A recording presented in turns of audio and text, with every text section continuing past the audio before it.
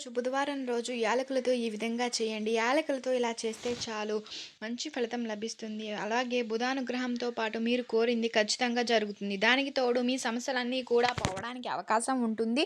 డబ్బు బాగా రావడానికి కూడా అవకాశం ఉంటుంది అని చెప్పి మనకి పండితులు చెప్తున్నారండి. కాబట్టి ఏంటంటే బుధవారం రోజు కంపల్సరీగా ఒక 5 యాలకులతో ఈ పరిహారం చేయండి. ఆ విధంగా చేసినట్లయితే మంచి రిజల్ట్ అనేది వస్తుంది.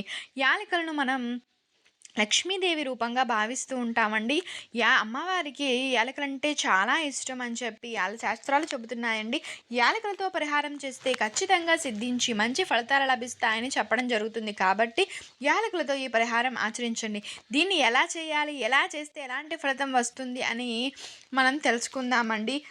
అలాగే ఈ బుధవారం రోజున బుధానుగ్రహం కూడా మనకి కలుగుతుందని చెప్పవచ్చండి. ఈ బుధవారం తిథి రోజున కొన్ని నియమాలు కూడా పాటిస్తూ మనం యాలకులతో పరిహారం చేయాలి. ఆ విధంగా చేసినట్లయితే మంచి రిజల్ట్ వస్తుందండి. నార్మల్గా మనకి వచ్చేసి యాలకులు చాలా పవర్ఫుల్గా ఉంటాయి. యాలకులతో పరిహారం చేస్తే ఖచ్చితంగా సిద్ధిస్తుంది. మనకు శుభ ఫలితాలు అనేవి కలుగుతాయండి యాలకుల పరిహారం అనేది. కాబట్టి ఖచ్చితంగా యాలకులతో ఈ చిన్న పరిహారం చేయండి. ఆ విధంగా చేస్తే మనకు చక్కని యోగం ప్రాప్తిస్తుంది. అలా కాకుండా మనకు ఉండే ప్రతి సమస్య కూడా పరిష్కారం అనేది లభించడానికి అవకాశం ఉంటుందండి. కాబట్టి ఈ విధంగా ఆచరించండి. ముఖ్యంగా బుధవారం రోజున మనం విఘ్నేశ్వరుణ్ణి పూజిస్తూ ఉంటాము. విఘ్నేశ్వరుని పూజించిన, మనం ఆరాధించిన మనకు చక్కని యోగం అనేది ప్రాప్తిస్తుంది అని చెప్పి మనం నమ్ముతూ ఉంటాం. కాబట్టి యాలకులతో ఈ విధంగా చేయండి. యాలకులు అనేవి చాలా శక్తివంతమైనవిగా భావించవచ్చు. మన జాతకంలో బుధుడు బలహీనంగా ఉన్నాడనుకోండి, మన జీవితంలో ఆనందం దూరమైపోతుంది. బుధుడు అంటే గ్రహాల రాకుమారుడిగా అభివర్ణిస్తారండి. బుధుడు ప్రసన్నమయ్యే ముందు బుధవారం నాడు వినాయకుడిని ఈ విధంగా పూజించాలండి. సనాతన ధర్మంలో గణేశుడికి ప్రత్యేకమైన స్థానం ఉందండి. అన్ని దేవతల కల్లా మొదటిగా మనం ఆరాధించేది మన విఘ్నేశ్వరుణ్ణి మాత్రమే కదా. ఏ శుభకార్యం ప్రారంభించినా, ఏ పని చేసినా కూడా మనం విఘ్నేశ్వరుణ్ణి పూజిస్తూ ఉంటాము. ఆ విధంగా పూజించడానికి కారణం ఏమిటంటే మన విఘ్నాలన్నీ తొలగిపోతాయి. మన జీవితంలో ఉన్నటువంటి ఆటంకాలన్నీ తొలగిపోతాయి. అవన్నీ వెళ్ళిపోవడానికి కూడా అవకాశం ఉంటుందని మనం భావిస్తాం. కాబట్టి విఘ్నేశ్వరుని మనం ఆరాధించడం అనేది మనం చేస్తూ ఉంటాం. కాబట్టి మనం ఏం చేయాలి అంటే బుధవారం రోజున ఈ విధంగా గణపతిని ఆరాధించినట్లయితే, ఈ నియమాలు పాటించినట్లయితే యాలకులతో పరిహారం చేయండి. అలా కాకుండా ఇంకొకటి విషయం ఏమిటంటే, మనం ఎప్పుడూ కూడా బుధవారం విఘ్నేశ్వరుడికి చాలా ఇష్టమైన తిథిగా భావించబడుతుందండి. బుధవారం రోజున ఆ రోజు విఘ్నేశ్వరుని పూజించిన చాలా మంచిదండి. అప్పుడు బుధుడు మన జాతకంలో బలంగా ఉండి ఆనందాన్ని నింపుతాడు. ఈ విధంగా చేయడం చాలా మంచిది. అంతేకాకుండా హిందూ ధర్మ ప్రకారం మనం విఘ్నేశ్వరుడికి అంకితం చేయబడిందండి. బుధవారం రోజు విఘ్నేశ్వరుని పూజిస్తే శుభాలు కలుగుతాయి. ప్రతి పని విజయవంతమవుతుంది. ఆటంకాలు తొలగిపోతాయి, అడ్డంకులు పోతాయి. గణపతిని ప్రసన్నం చేసుకోవడానికి మనం చేయవలసిన పని ఏంటంటే, చాలా సమస్యలు పోగొట్టుకోవడానికి, గణపతిని మనం ప్రసన్నం చేసుకోవడానికి అనేక రకాల పరిహారాలు, అనేక రకాల విధి విధానాలు ఆచరిస్తూ ఉంటాం. కానీ శాస్త్రాల ప్రకారం విఘ్నేశ్వరుని అనుగ్రహం పొందాలన్నా బుధవారం రోజు విఘ్నేశ్వరుని పూజించాలండి. మనం దేవదేవుణ్ణి పూజించే సమయాలలో ఓం గం గణపతియే నమః అనే మంత్రాన్ని ఖచ్చితంగా పఠించాలి. ఒక్క చిన్న దీపం పెట్టినా కూడా ఓం గం గణపతియే నమః అని చెప్పి చేస్తూ మనం దీపం వెలిగించిన, మనం చేసే ప్రతి పనికి ముందుగా ఈ పని చేస్తే ప్రతి దానికి ఎదుగుదల ఉంటుందండి. మన దుఃఖాలు తొలగిపోయి సుఖాన్ని అనుభవిస్తాము. ఓం గం గణపతియే అని చదివితే అండి. అలాగే ఆ విఘ్నేశ్వరుని ఆశీస్సులు శాశ్వతంగా ఉంటుందండి. మన విఘ్నేశ్వరుడికి గరిక అంటే చాలా ఇష్టం. కాబట్టి మనం ఏం సమర్పించకపోయినా బుధవారం రోజు ఒక్క 2 గరిక పూసలైనా గణపతికి ఇచ్చినట్లయితే, తలపైన విఘ్నేశ్వరుడికి గరికను ఇచ్చినట్లయితే మనకు కావాల్సిన ఐశ్వర్యాన్ని ప్రసాదిస్తాడండి. మన కోరికను ఖచ్చితంగా నెరవేరుస్తాడండి మన విఘ్నేశ్వరుడు. కాబట్టి ప్రతి బుధవారం కూడా మన దగ్గర బుధ గ్రహం అనేది బలహీనంగా ఉంటే 5 వారాలు విఘ్నేశ్వరుడి దగ్గర గరికలు పెట్టండి. 11 గరికలు తీసుకుని వాటికి పసుపు రాసి, పసుపు వస్త్రంలో పెట్టిన విఘ్నేశ్వరుని ఆశీస్సులు మనకి కలుగుతాయండి. స్వామివారు అనుగ్రహిస్తారు. అలాగే ఆ వస్త్రాన్ని మనం డబ్బు దాచే ప్లేస్లో పెట్టుకున్నా కూడా లోటు లేకుండా చేస్తాడండి. బుధవారం రోజు విఘ్నేశ్వర ఆలయానికి వెళ్ళి బెల్లాన్ని సమర్పిస్తే అద్భుత ఫలితం కలుగుతుందండి. జీవితంలో లక్ష్మీదేవి అనుగ్రహంతో పాటు గణపతి ఆశీస్సులు ఎల్లప్పుడూ మనకి కావాలి. ధాన్యానికి కొరత లేకుండా ఉండడానికి కూడా గణపతి సిరి సంపదలు ఇచ్చి మనల్ని చక్కగా కాపాడుతుంటాడని చెప్పి శాస్త్రాలు చెబుతున్నాయి.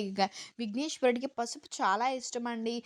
ఆ రోజున పూజ చేసేటప్పుడు పసుపు పుష్పాలు గరికగానికి స్వామివారికి సమర్పించినట్లయితే వెంటనే మన కోరికలు నెరవేరుస్తారని చెప్పి శాస్త్రం అండి. ఈరోజు ఆవుకు పచ్చగడ్డి తినిపించినా కూడా భగవంతుని అనుగ్రహం కలుగుతుంది, సకల శుభాలు కలుగుతాయి. ఆవుకు పచ్చి గడ్డి తినిపించడం చాలా ఉత్తమం అండి. అలాగే విఘ్నేశ్వరునికి గరికను సమర్పించే సంకల్పం చెప్పుకోవాలి. అలాగే ఆవుకు కూడా సమర్పించిన విశేష ఫలితం కలుగుతుందండి. బుధవారం రోజు పేదలకు ఏదైనా దానం చేసినా కూడా మంచి జరుగుతుందండి.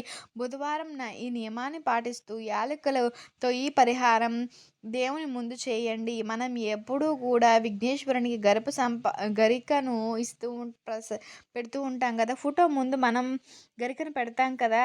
అంటే గరికకు ముందు పసుపు రాసి ఆ గరికను పసుపు పట్టించి ఆ గరికను ఫోటో పై భాగంలో పెట్టాలండి. పైన ఫోటో అయితే ఫోటో పై భాగాన పెట్టాలి. ఆ విధంగా పెడితే గణపతి యొక్క సంపూర్ణ అనుగ్రహం కలుగుతుంది. 5 యాలకులు లేదా 11 యాలకులు మన ఇష్టాన్ని బట్టి 5 కానీ 11 కానీ తీసుకుని గణపతి అనుగ్రహంతో రావాలి అన్న, ఆర్థికంగా బాగుండాలి, అన్ని విధాలుగా బాగా కలిసి రావాలి, మనం సంతోషంగా ఆనందంగా ఉండాలి అన్న, బుధవారం రోజున బుధుడు బలంగా ఉండి మన జాతకం బలపరచాలి అన్న, చక్కని యోగం ప్రసాదించాలి అన్న ఈ పని చేయాలని శాస్త్రాలు చెబుతున్నాయి. కాబట్టి మనం ఏం చేయాలి అంటే బుధవారం తిది రోజున ఈ విధంగా ఆచరించాలి. ఏం చేయాలి అంటే గనకను విఘ్నేశ్వరుని ఫోటో పైన పెడతాం కదా.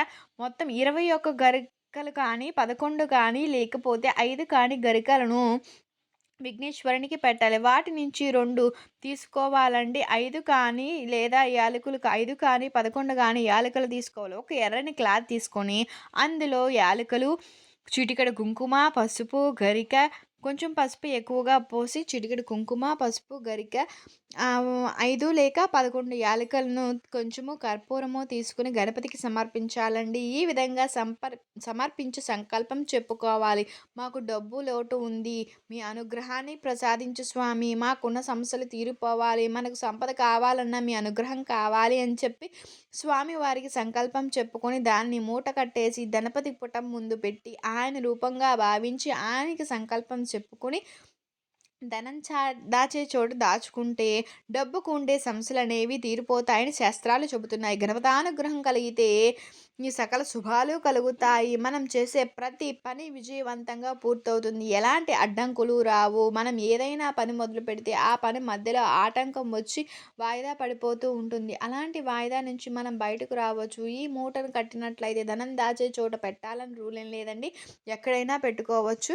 ఇది గణపతి రూపంగా దాచుకొని మనం గనక పరిహారం చేసుకుని విధి విధానాన్ని ఆచరించినట్లయితే ఆ తర్వాత మనం చేసేటువంటి ప్రతి పనిలో కూడా మనం విజయాన్ని సాధించుకోవచ్చండి. మనం ఈ మూటిని ఎక్కడైనా పెట్టుకోవచ్చండి. ఇంట్లో ఇబ్బంది అయితే ఇంట్లో, వ్యాపార సంస్థలో అయితే వ్యాపారంలో, ఎక్కడైనా చేసుకోవచ్చండి. ఎక్కడ పెట్టుకున్నా మంచి ఫలితం కలుగుతుందని చెప్పి చెప్తారండి. ఆచరించి మన జీవితాన్ని మార్చుకోవచ్చండి.